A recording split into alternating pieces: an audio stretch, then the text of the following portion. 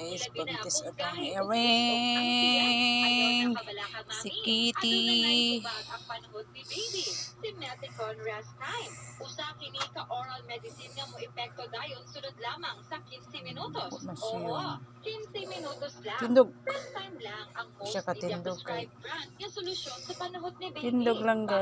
Kini sa July 2023 Siya katindog kay buntis man. IQVIA Philippines prescription data on antacids and anti-flatulence tali sa mga medications. Mo nang ayon nagkabalaka. Buntis na si Kitty. Mga naka na siya karong bulana.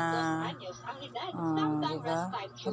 Alang sa mga baby nga Anak na 15 siya. anyos ang edad. Basta panahon ni baby, rest time ang maluwas. Si Meticon is the generic name of rest time. If symptoms persist, consult your doctor. Maday niya ako miming guys. Maday akong ka-roommate. Kung kamiming ako ang ka-roommate.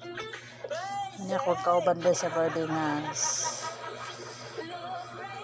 Buntis na siya. Kung baby. Buntis na. Sa mga anak na ni siya karon na simana.